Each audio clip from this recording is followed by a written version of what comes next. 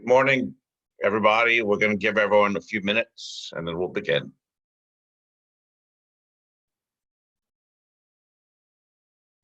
Good afternoon, everyone, or good morning, depending on what coast you're on. Welcome to our webinar. And I don't know if you can see, I've got my dog Tolly hanging out there in the back corner with me today. We're going to go through some prepared slides and then open the floor for questions. I ask you to please post your questions in the Q&A only so the moderators can get through them. A recording of this webinar and slides will be posted shortly after we're finished on our community site at realtime.inc.com. And later in the day, we will also email a copy to participants. A little bit about myself. I'm Kassar, founder and CEO of MultiFunding. I am a regular Inc. columnist. I've been featured in the press, and I'm an advisor to prior administrations on small business lending issues. I have a book out called The Growth Dilemma, and for my EO friends out there, I'm a proud member of Entrepreneurs Organization in Philadelphia. My lawyers asked me to read some disclaimers. We are in an unprecedented time in history, and the information available to us is changing rapidly. Please refer to our most current presentation for education. The information provided is based upon our best judgment about what we know at this time. However, key questions remain about how to implement this program. MultiFunding LLC does not accept any liability as it relates to the timeliness or content of the information we are sharing today or may share in the future, and we are under no legal duty to update any such information or recommendations. We encourage you to check in with your attorneys, CPAs, and financial advisors for additional insights. Now that we have made the lawyers happy, let's begin. Today, so many business owners and entrepreneurs I speak to are in survival mode. They are worried, they're hoarding in at home, and they're really frankly quite worried about the future. There is a certain herd mentality going around. Part of that is tied around everyone's predominant focus on the PPP and how to maximize forgiveness around the PPP. People are generally afraid, and I get it. This is certainly a scary time and a complicated time, and as business owners and entrepreneurs, we have difficult decisions to make. But at some point, we need to overcome that fear and that anxiety and start using our brains and our resources to thinking about what is next and begin to reimagine what our businesses look like. Crisis brings opportunities, and opportunities will knock for each of us. And the question is, which doors will we open and how will we go about it? We must use this time, in my opinion, to prepare for battle. And when you prepare for battle and you think about it, there are a couple things. One is a strategy. How are you going to reinvent or reimagine your business? For some people, it's pretty easy. It might be a 5% tweak, but for others, the reimagination could be dramatic.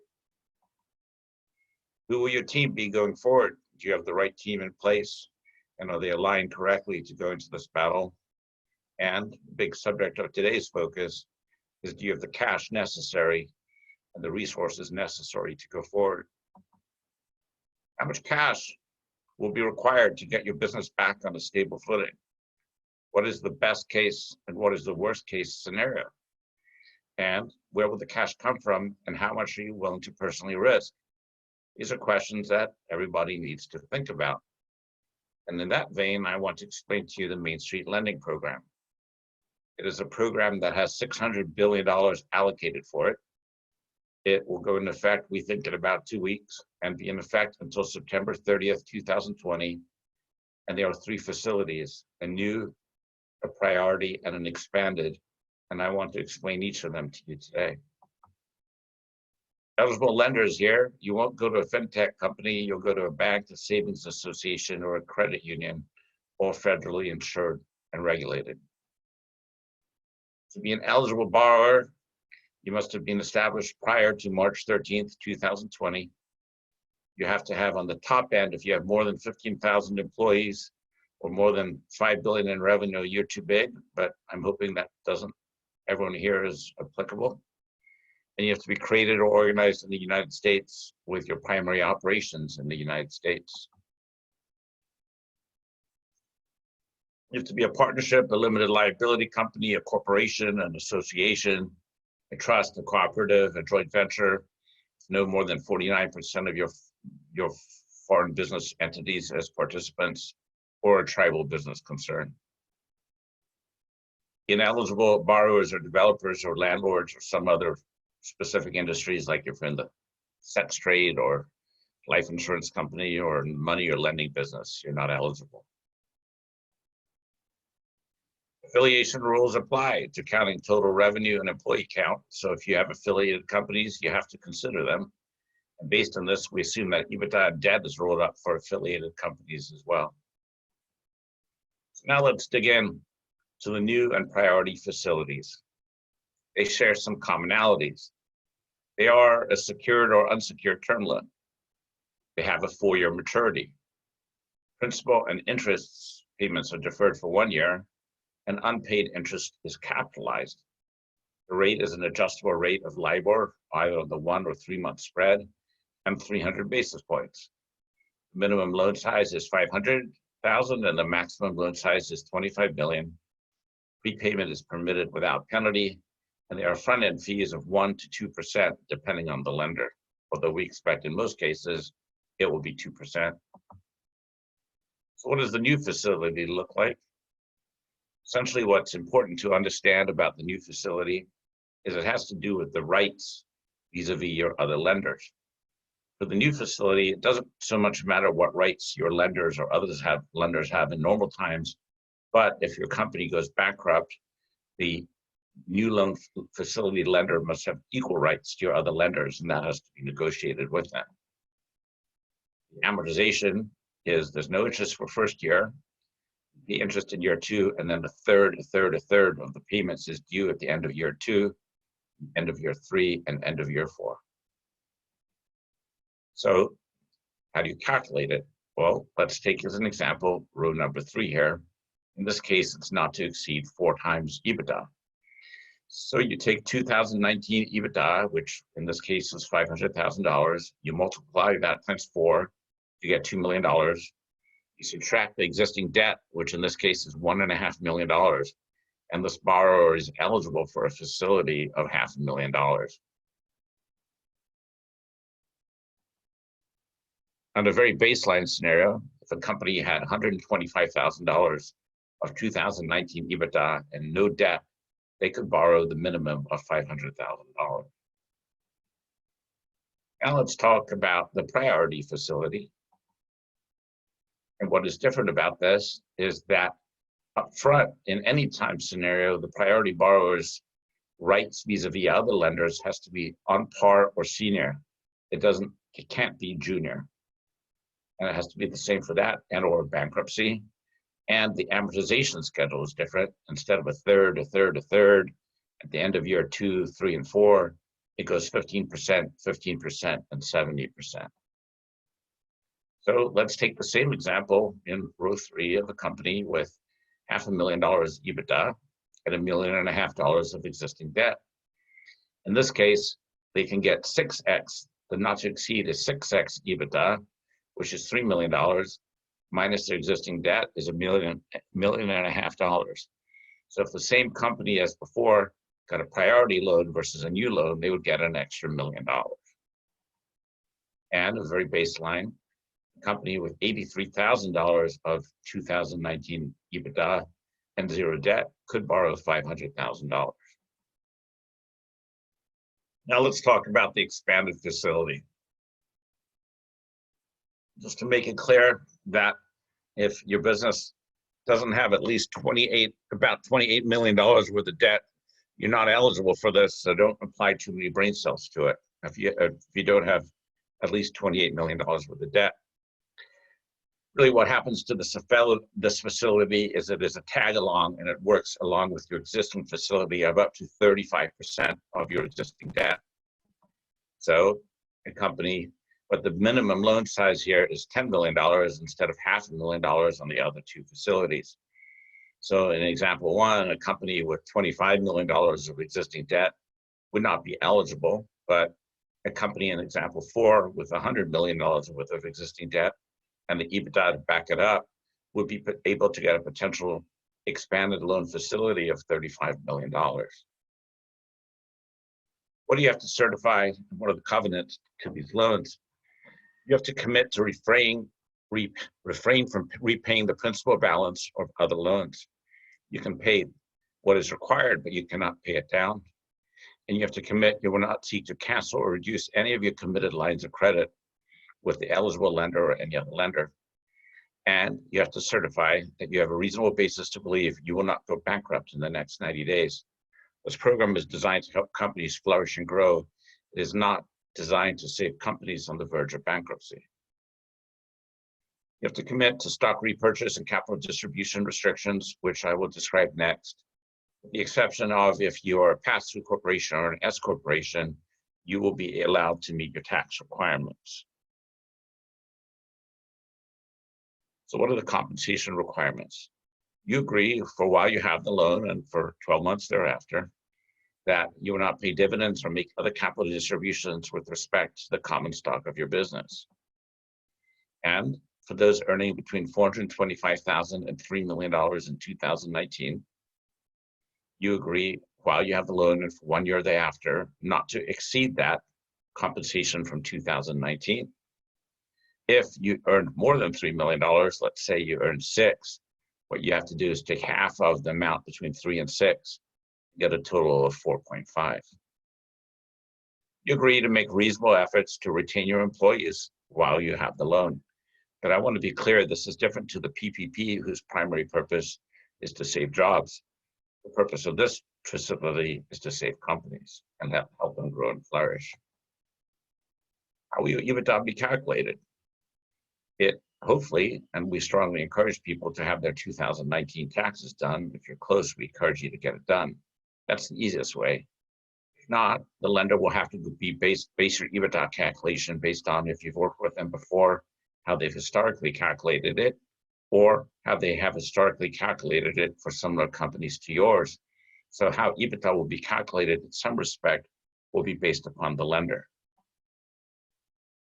Debt will be calculated as an existing outstanding and undrawn available debt that will include all amount borrowed under any loan facility, including unsecured or secured loans from any bank, non-bank financial institution, or private lender, as well as publicly issued bonds or private placement facilities.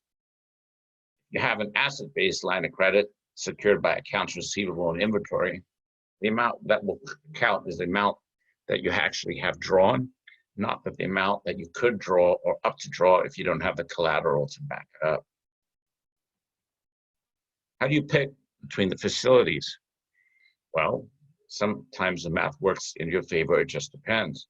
If you take the first example of a company with $2 million of EBITDA in 2019 and $5 million worth of existing debt, under a new facility, they could get $3 million, and under a priority facility, they could get $7 million. So a lot of it would depend upon what their needs are and what happens with their existing lenders.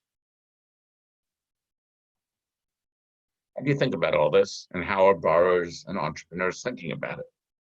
Well, financing strategies are a bit offense and a bit defense. You have to think about both. So let's take through 3 quick case stories. One is a company with a $3 million line of credit and $1 million drawn. The line of credit has a personal guarantee. They are planning on getting an MSLP facility really for liquidity. They would rather not personally guarantee the capital required to reestablish their business. Example number 2 is a professional services firm whose partners will reduce draws by at least 50% in 2020 to recover from COVID-19. They plan to take an MSLP to spread their income hit over 4 years instead of 1. And example number 3, that a company that has already been approached by several competitors who plan to close shop. They plan to acquire companies at pennies on the dollar and use their MSLP money to help. And as you consider these strategies, if you'd like to talk to MultiFunding about help, we are helping a limited group of companies go through the process. And now I'm going to open up the floor to the moderator for questions. Please remember to post your questions in the Q&A, as that's where the moderator will be reading them from. We will take questions about the MSLP program first, and then if there's time after and people want to ask questions about PPP or EIDL, we'll be happy to take them. Thank you. Thank you, Ami. Can a lender deny you an MSLP loan based on your PPP loan that you've received and your available cash on hand now? Available cash on hand should have nothing to do with it. Again, every lender can do these at their discretion. Available cash should have nothing to do with it. PPP debt, even though it's forgivable if it's on your books as debt, at the time you apply will likely be counted in your debt calculation. So that might lower the amount you can get.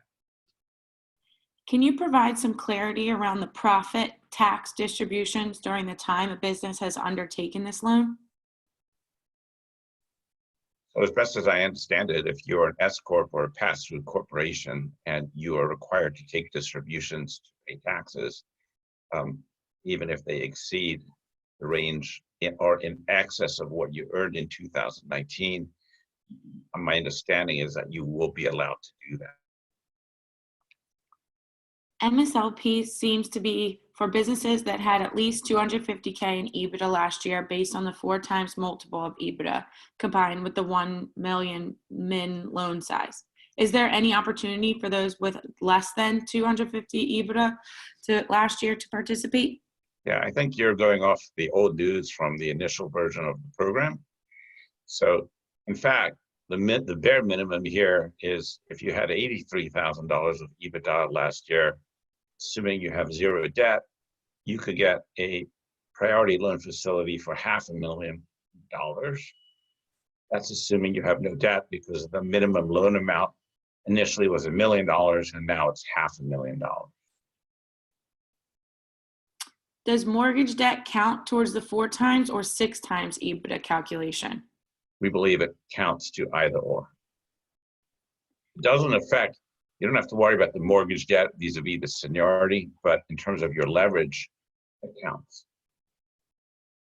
If a business owner has multiple businesses that each file separate 1/1/11/20 tax returns, one has significant debt because it owns the facilities that all occupy, the others pay rent. Can one debt-free entity get an MSLP, or they commonly owned businesses be consolidated to view for EBITDA leverages calculations? So we're 99% sure it'll be the latter, but for the guidance, we'll finalize that. We think it will. We think especially if it's identical ownership between both entities, you'll have to include both. John is wondering, can you please explain secured or unsecured? Please clarify. So the language is vague, and we think that is really up to the lender. And what secured or unsecured means is whether the lender is going to file a lien against the company or not. That's our best interpretation of it right now, but we do not see any language anywhere that speaks of any kind of personal guarantee. Are owner addbacks considered to arrive at adjusted EBITDA before calculating the maximum debt amount? For example, if an LLC has guaranteed payments of $500K a year, can we add any of this back to the EBITDA before calculating the max debt amount? Yeah, that's going to depend upon, so if you're going to a lender that you've worked with before, that lender is going to have to calculate your EBITDA in exactly the same way they did it historically. And if you're going to a lender who has not worked with before, they will have to calculate your EBITDA in a way that they have historically calculated EBITDA for similar companies to yours. So it will be lender by lender specific. Could you explain in more detail how I know whether to pursue a new facility or priority loan? So a lot of that depends on how much debt you currently have and what rights your current lenders have and what they are willing to give up or not willing to give up in order for you to get a facility. So that's a deeper discussion about who your lenders are and what they may or may not be willing to do and whether or not they are planning on participating in this program or not. Can I apply for a priority loan from my existing lender? We don't know if your existing lender is going to do it. So unlike PPP, where thousands, I think 6,000 banks and some non-banks institutions around the country participated. I can't imagine more than maybe a couple hundred banks, savings institutions, or credit unions participating in this program. To clarify, priority facility loan repayment is the first 12 months, no payments, 13 to 23 interest only, month 24 interest only plus 15% of the principal. Same for the last 3 and 4, except the balloon payment of all outstanding principal is 70%. Is that correct? That is correct. Do I get to choose which facility I want? Not really. It really depends. Again, assuming it's between the new and priority, it really depends upon what rights your existing lenders are willing to give up. If you have no current debt, you'd almost be silly not to get a priority facility because you can get more money at better terms. What is the smallest size business/loan that can be applied for? Business has nothing to do with it. So the smallest size loan is $500,000. And to get that, and if assuming you have no debt, you'd have to have a minimum of $83,000 worth of EBITDA last year. It's business size, number of employees, your revenue has nothing to do with it. It's completely driven by EBITDA. When do you expect lenders to start taking applications? We're hopeful over the next 2 weeks, but the program is technically not open for business yet. Is loan amount less of PPP and EIDL loan amounts? We believe that is the case, especially if you apply before your PPP has been forgiven. If you apply after a big piece of your PPP has been forgiven, then that amount will be subtracted.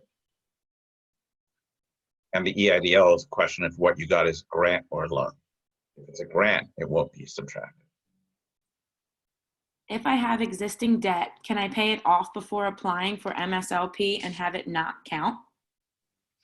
We don't believe that. Well, again, that will be subject to guidance, but I think that there will be clawbacks that won't allow you to pay it off now. But we'll wait for further guidance on that. I wouldn't rush to do that unless you had a good reason to do it and felt that the MSLP was going to service your needs and were allowed to do it. Can you clarify that real estate investment companies and private lending companies can't apply for these loans? That's correct. Is there a current list of banks who will be participating? So far, my existing banks have told me that they're not planning to participate. There's not. At MultiFunding, we are assembling a group of banks who are very interested in participating, and we're in discussions with them, and we'll be taking our clients through many of them. Would receiving an MSLP be an impediment to selling my business or doing a majority recap since there are restrictions around distribution? I think that would really depend on each one-off basis. So I'm not sure. And I don't know if the restrictions around distributions, you might have to hold off and not take them for 12 months after the sale. What is the underwriting criteria? Is it simply EBITDA times a multiple, or are there other criteria to consider? We think this banks will take you through a much more complete underwriting in these loans and a much more thorough underwriting than the PPP. First of all, they have some flexibility on picking the LIBOR rate. They have some flexibility on demanding whether you go into the new or the preferred, which depends upon the rights that they have or the percentage of the loan that they retain. And they might have some flexibility in the difference between the origination cost between 1% and 2%. So we're preparing clients on this program to go through a full underwriting, just like you would through a regular loan, which is different than the PPP program. And remember, none of this is forgiven. We are planning on a majority recap next year and are interested in hearing your thoughts about how the restrictions on dividends and capital disbursements for 1 year after MSLP is paid off will impact this from a future perspective.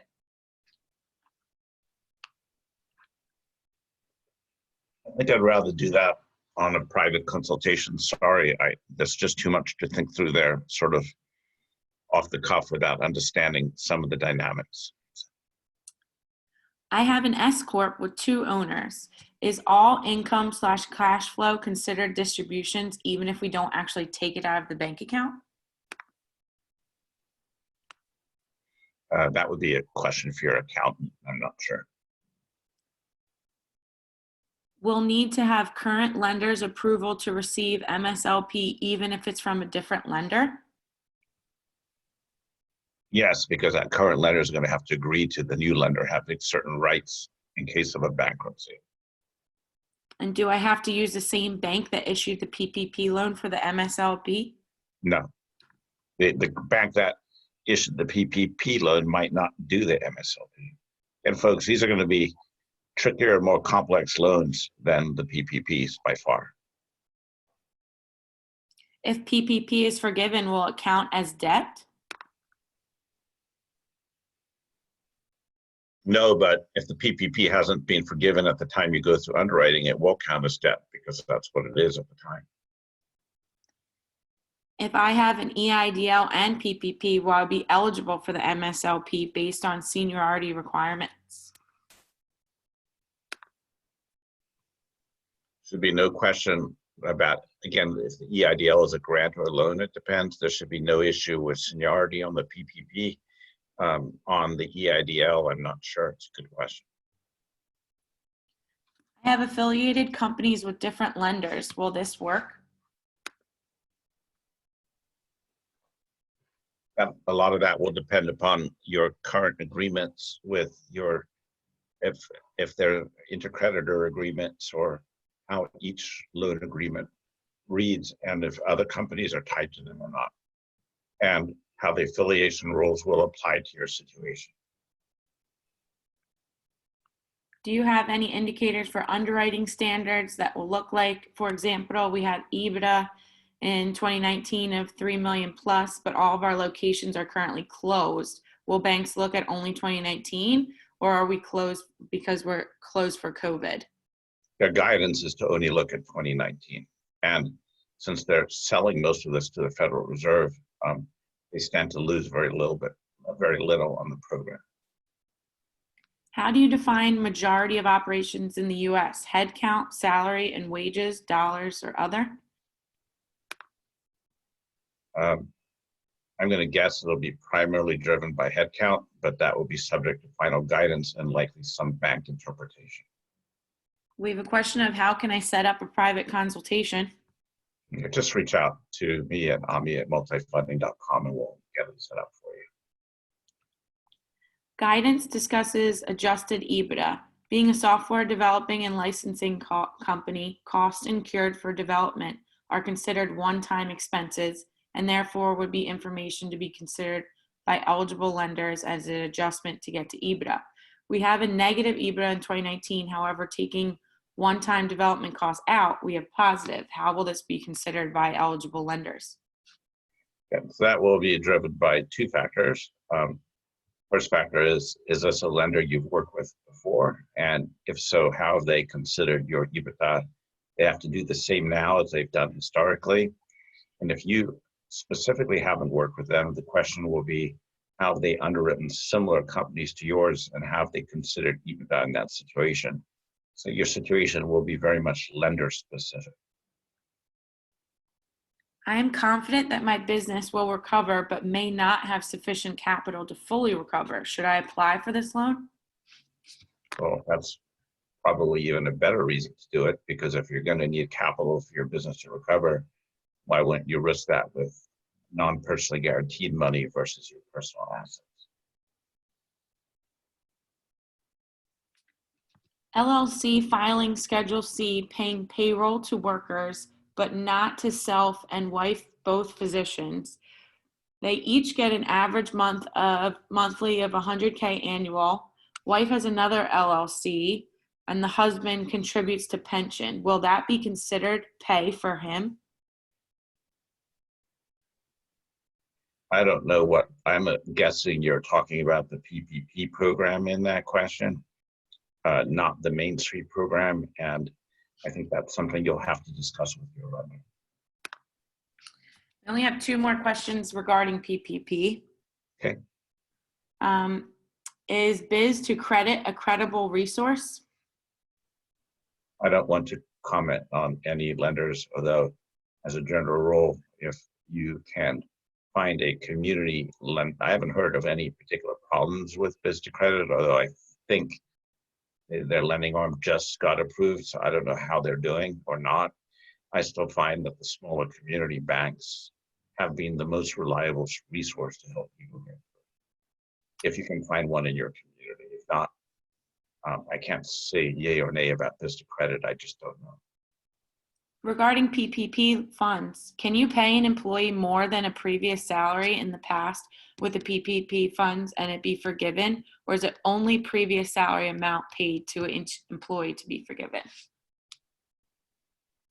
Yeah, I'm sorry not to be able to offer a better answer, but pending guidance about forgiveness, everyone is confused, including me.